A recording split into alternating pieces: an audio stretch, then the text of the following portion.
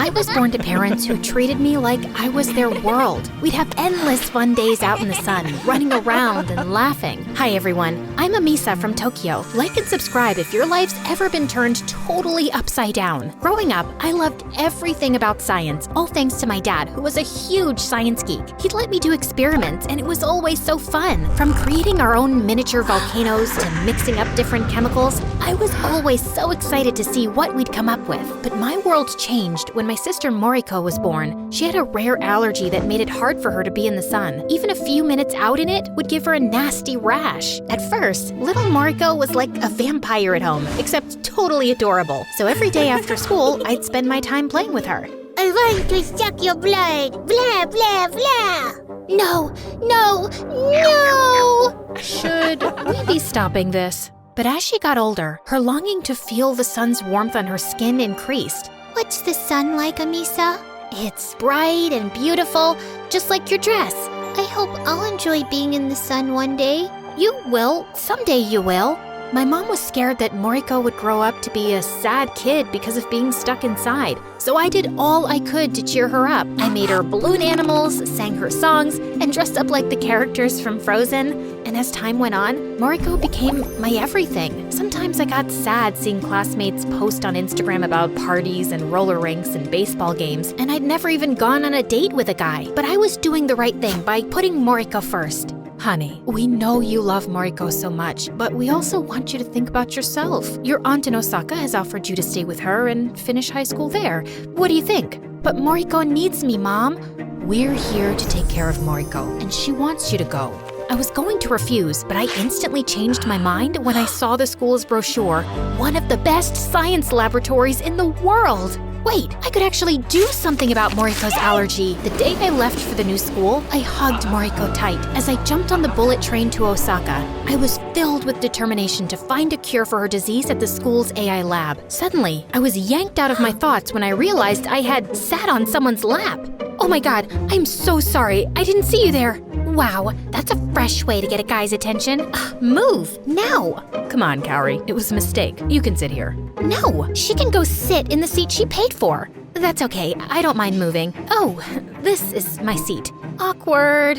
So, are you a transfer student? Yeah, I start tomorrow. It's not a place for everyone. This is one of the top schools in the country. Only geniuses get admission, right? How do you think I got here? Can I get you something to eat or drink? We'll take 3 of everything. Maybe she wasn't a witch after all. Nope, I was right the first time. Here, I'm not that hungry. I'm Tomi, by the way, and this is Kaori. His girlfriend. Gosh, I had no idea why the girl was being so extra for no reason. When I got to my aunt's, I completely forgot about it. It was a friggin' castle, like something out of a fairy tale. Hello? Whoa. Oh, you're here. Welcome, welcome. Aunt Hina, I always wanted to meet you and your family. Well, your cousins moved out years ago, but that's a long story, so it's just me. Oh, I didn't know that, but it's us now. I promise, Auntie, we're gonna have a blast together. My aunt smiled just like my mom. I really felt at home. The next day, I arrived at my new school, feeling a bit nervous. The campus was spotless and shiny, and I was determined to make a good first impression. Just then, my phone vibrated. It was a text from Moriko. Good luck, Amisa. As I walked down the hall, I spotted Tomi. I didn't want to catch his eye because our train meeting had been awkward enough. But he saw me and came right over. Amisa, right? How's your first day going? I could show you around if you want. Could you show me to the science lab? When we got to the lab, my hopes soared. I'd never seen such advanced equipment. Tomi asked me why I was so interested to see the school's lab, and I told him about Moriko's allergy. Tomi was still giving me a tour when Kaori came out of nowhere. Babe, are you serious? You're not a tour guide. I was just showing Amisa the lab. She's really into science, like me. It's her first day at a new school. She'll say anything to get your attention. I know girls like her. Wow, Kaori always made things awkward. After that, Tomi asked me to join him and his friends for lunch a couple of times, but I was always hesitant because I knew Kaori didn't want me there. It made the whole first week at school so uncomfortable. One day, I got home exhausted and heard loud noises and saw my 5 cousins talking to Aunt Hina very rudely. Why can't you just sell this stuff? Yes, these paintings must be worth— Who's that? I didn't know you hired a maid. She didn't. I'm Amisa. I guess it's been a while. That's great. Thank you, Amelia. Can you do the dishes? I'm not the maid, I'm your cousin. They stared at me like I'd sprouted horns on my head. So I did what my mom taught me. I killed their bad vibes with kindness. Let's all go out to dinner, guys. I'm paying. We went to a traditional tea house where we sat on comfy cushions. It did cost me almost all my pocket money, but I wanted to make a good impression. Yet my cousins didn't talk to me. They kept arguing with Aunt Hina about selling her paintings. Look, I don't know how much they can be sold for. I just know that they're valuable to me. I'm sorry, but I can't. That's not fair. As they all bickered, I zoned out and my gaze shifted to Kaori, who was sitting at another table with a guy. Wait, that isn't Tomi. It's none of your business, Amisa. Besides, maybe they're friends. Hey, was that a kiss? That wasn't very friendly. The next day at school, Tomi invited me to eat lunch again, but I declined. I didn't want to be the bearer of bad news to my only friend. But later, Tomi found me in the hall. Amisa, how about we continue your science lab tour? Come on, the professor made me TA for the rest of the year, so I got access to some really awesome stuff. In the lab, I decided to tell Tomi what I'd seen. Hey, I wanted to... You go first. There's something I wanted to tell you all day. When I was little, I got super sick. I was in the hospital for months. Seeing the doctors and nurses every day convinced me that if I ever wanted to get better, I wanted to help cure people. Your story about finding a cure for your sister reminded me why I got into science in the first place. If I can help you in any way, I will. So what were you gonna say?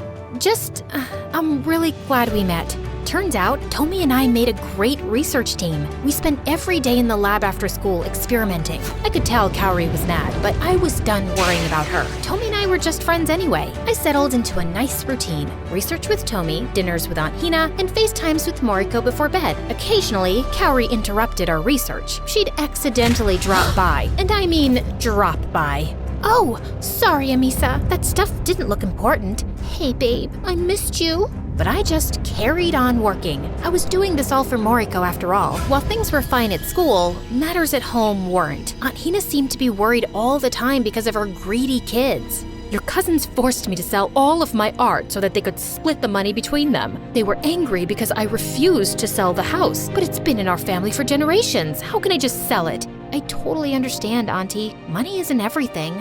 After that, I tried to always make Aunt Hina feel happy. I cooked her favorite mushroom dumplings, went shopping, and watched amazing movies with her to cheer her up. All the while, Tomi and I had been working hard to find a cure for Moriko's allergy. After months and months of researching, we knew we needed to call in the experts. So we put together a proposal to get some of the best scientists on board. But the school rejected our idea because it required a huge chunk of the research funds. I was heartbroken. I was sad for weeks. And to brighten up my mood, one time Tomi got ice cream for me. Thanks, but I'm not hungry.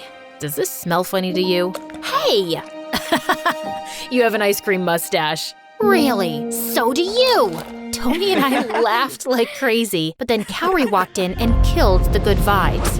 Babe, I have this really bad stomach boo-boo, and I missed you so much. Take me to the mall. You know shopping helps me. Jeez, I wish they sold Life at the mall so she could go there and buy one. On the subway back to Aunt Hina's house, I felt so annoyed. I needed to tell Tomi about what a cheat Kaori was, but what if he thinks I'm making this up? What if he thinks I'm interfering in his relationship? Weirdly, Kaori was waiting for me outside Aunt Hina's. Are you trying to steal my boyfriend? Why is he with you all of the frickin' time? No, we're just friends, and I guess you're insecure because you like to kiss other boys. I saw you at the tea room, you know. I thought she was gonna hit me, but then she laughed. I don't even know why I'm so worried. It looks like you won't be living here for much longer anyways. As Kaori left, I saw what she meant. Aunt Hina had sold the house. There were movers boxes all packed up. First, my school didn't want to help us find a cure, and I couldn't help my baby sister. And now this. It felt like everything was falling apart. Aunt Hina, why? Because you were right. Money isn't everything. I sold my house so that I can make a donation to your school's science department. They'll have more than enough to support your scientific research now. But what? Oh my God, thank you so much. It was the best news ever. I returned to school super motivated, and I put my soul into the research. Tomi and I started to test our findings like real scientists. And weeks later, we were finally finished. A panel of scientists checked our work, and the medicine was ready. Wow, you two are amazing. You're both prodigies. This will help so many people. When I told Aunt Hina the great news, she congratulated me, but I could tell she was a bit sad. So, I guess you'll be going home. Yeah, but I'll be back. I promise. I'll make it up to you, Aunt Hina. At the train station, as I was struggling with my bags, I heard Tomi's voice. Need a hand? Okay. Honestly, I couldn't let you go without a last goodbye. Tomi, I'm sorry. I was just so excited to get the medicine to Moriko, I forgot everything else. If anyone could find a cure, I always knew it would be you. It was us. Thank you for everything. I have to give you this before you leave. Tomi, it's beautiful, but Kaori. Don't worry about Kaori and her jealousy. We broke up. We weren't right for each other. But today is about you. Good luck, Amisa. Moriko is waiting for you. Once I reached home, I gave Moriko the good news, and her doctor soon started her treatment with the new medicine. After a few weeks, the doctor had run tests and was positive Moriko could go in the sun. We drove her to the beach that night. We waited for the sun to appear on the horizon with an umbrella, just in case. I was so nervous that it would give her a rash, but then there it was, the sun. I took Moriko's hand in mine and carefully walked on the shore. She giggled. For the first time in her life, she walked freely under the sun. Oh my gosh, it worked! Does this mean I can be like other people and go on holiday? Yes, it does. Sometime later, Moriko and I took a trip. We arrived at Aunt Hina's apartment out of the blue, and she gave us a warm welcome. It was the last day of Moriko's holiday, and I wanted to make sure everything was perfect. Don't forget your sunscreen, Moriko. Amisa, thank you for everything. But I'm not a baby anymore. You don't always have to protect me. That's not something I can just turn off, Mariko. I'm always gonna look out for you. But you're right. Maybe it's time we both go on our own adventures. That's good, cause I think there's someone here who wants to see you. The doorbell rang, and there he was, Tomi. Moriko didn't hesitate. She ran to him right away. You did so much for me, Tomi. That's from me, and also from my sister. Moriko then looked back at me, giggling. Seeing that smile on her face, everything became clear. I had to tell Tomi my true feelings, and I did.